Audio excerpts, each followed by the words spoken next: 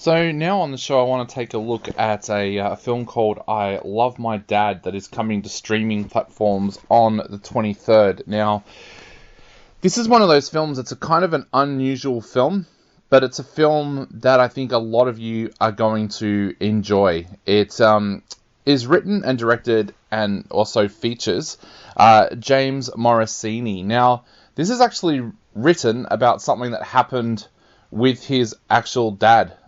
That's prefaced at the start of the film in an unusual way, so look out for that. But that kind of surprises me is because I can't ever imagine a dad doing this to his child, because this film, as I said, is a unique film. It's an unusual film, but I've got to say it is a film that when you watch it, it takes you through a whole range of emotions. Now, basically, the film centers around a young adult called Franklin, played by James Morosini, and he is depressed and suicidal.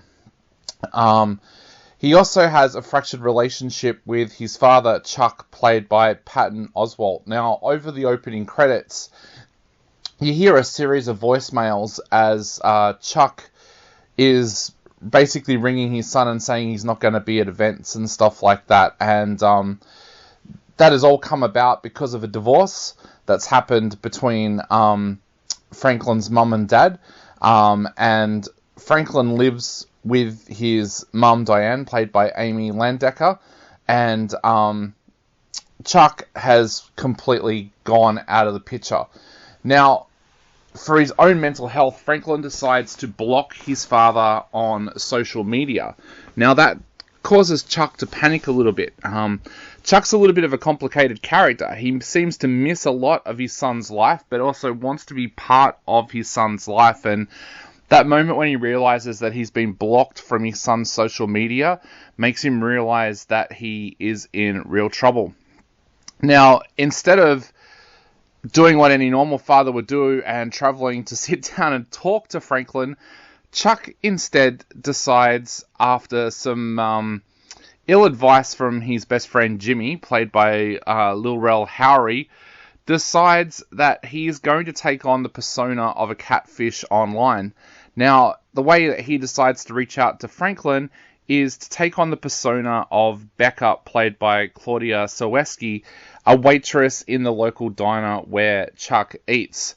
Now, he doesn't think this through, and very, very soon, Franklin is falling in love with this girl, Becca, that he believes that he is writing to the point where he wants to have cyber sex and things like that with her, and that is at the moment that Chuck realizes that things have gone too far, but he can't really stop it because of his son's fragile mental health.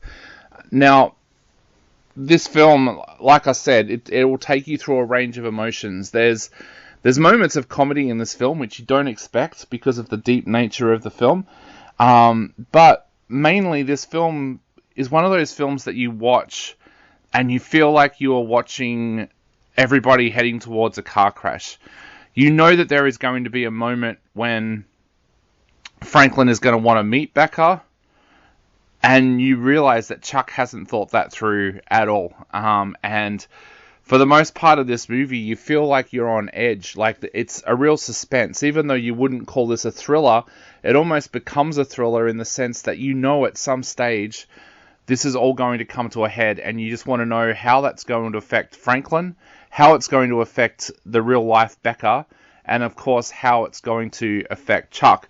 Now, what I found interesting about the way that Morosini has written and directed this film is you don't hate Chuck. Normally, when you watch a film like this that contains something like catfishing, you would hate Chuck. But you actually see in this film why he's done what he has done. The way he starts out, he doesn't mean for it to be vindictive. He doesn't mean for it to be mean. He just wants to try and get to talk to his son. The fact that it spirals out of control and then he keeps it going, that makes you frustrated and angry at him. But it's very, very hard to hate him. Like I said, for the most part of this film, it's done in such a creative way that it feels natural. There's scenes in here where Chuck and Franklin are writing to each other, and instead of just showing the screen, you actually have Claudia Sowerski come in as Becca, and it's like a conversation between Franklin and Becca.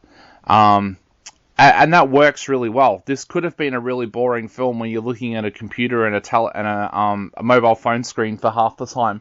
But instead, Morricone is a talented enough director to be able to go above that and find a creative way to bring those conversations that's technically between Chuck and Franklin, but appears to be between Franklin and Becca, to life for his audience. This is one of those movies that I feel that you should watch. It's a good film. It's one of those films where I can't believe that some countries haven't had this come out in cinemas, because it's a film that I think would have done really well in that kind of format. It reminds me again of just how underrated Patton Oswalt is. I've been a big fan of his ever since King of Queens, and I love his stand-up comedy, and I just can't believe that we don't see him in more movies.